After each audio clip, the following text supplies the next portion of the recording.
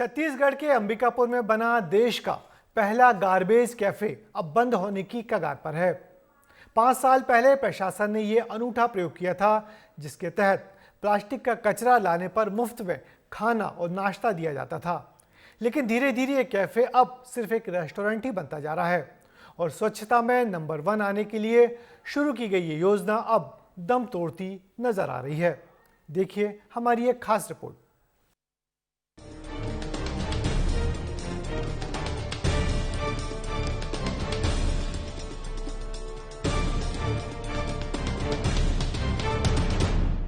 ये देश का पहला गार्बेज कैफे है।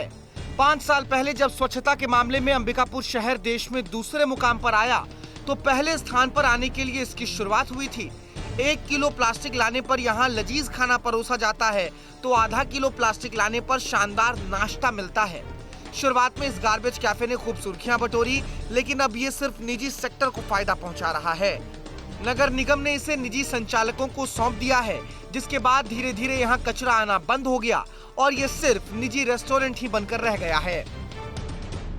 लोगों का रुझान इस गार्बेज कैफे की तरफ कम हो गया है। यही वजह है कि कई दिन तो ऐसा बीतता है कि सिर्फ 1-2 लोग ही प्लास्टिक का कचरा लेकर पहुंचते हैं। लेकिन किसी तरीके से देखिए गार्बेज कैफे है और ये संचालित हो रहा है। यहाँ पर देखिए कुर्सियां लगी हुई हैं, लोग यहाँ पर कचरा लेकर पहुंचते हैं और इसी तरीके से यहाँ पर भोजन करते हैं। लेकिन अभी जो तस्वीर आप देख रहे हैं, जो लोग खाना खाते हुए दिखाई दे रहे हैं, पैसे देकर खाना खा रहे हैं, क्योंकि प्लास्टिक लाकर अब लोग यहाँ पर खाना बेहद ही कम खा रहे हैं। और यही वजह है कि जो गार्बेज कैफे का जो प्लान था, जो नगर निगम का जो प्लान था, वो यहाँ पर उतना सफल होता हुआ दिखाई नहीं दे रहा है।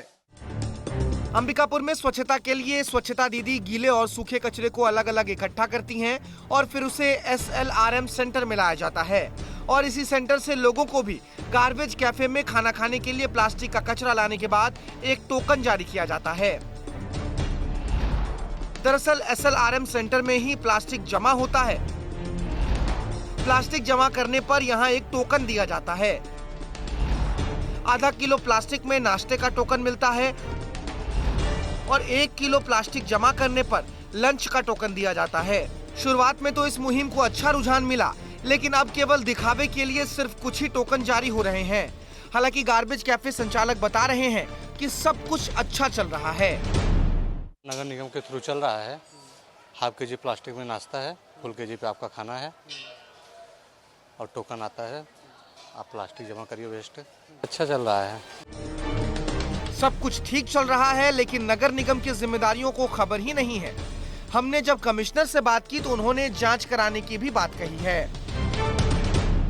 इसको एक बार मैं दिखवा लेता हूँ, समीक्षा कर लेता हूँ कि टेंडर में क्या था और कितना पन्नी वगैरह आ रहा है, कैसा चल रहा है। एक बार मैं उसको परीक्षण करवा लेता हूँ, फिर मैं कुछ बता पाऊंगा उसमें। सवाल उठ रहा है कि शहर को स्वच्छ बनाने की दिशा में उठाया गया ये कदम आखिर फेल क्यों हो गया? क्या लोगों में जागरूकता की कमी आई है या फिर अधिकारियों की अनदेखी के चलते योजना का ये हश्र हुआ है, या फिर महज निजी सेक्टर को फायदा पहुंचाने के लिए ये गार्बेज कैफे निजी हाथों में सौंप दिया गया है? आप कचरा सेंटर पर जाते हैं और कचरा वहाँ प्लास्टिक का जमा करते हैं, आपको वहाँ पर ऐसा टोकन मिलता है और ऐसे टोकन को लेकर आप जब गार्बेज कैफे में पहुँचते हैं तो आपको नाश्ता और भोजन दिया जाता है। लेकिन अब इसका प्रचार प्रसार बंद हो गया है, लोग इंटरेस्ट नहीं ले रहे हैं और कुल मिलाकर अब गार्बेज कैफे में हर रोज 1-2 लोग ही प्लास्टिक लेकर पहुँच रहे हैं।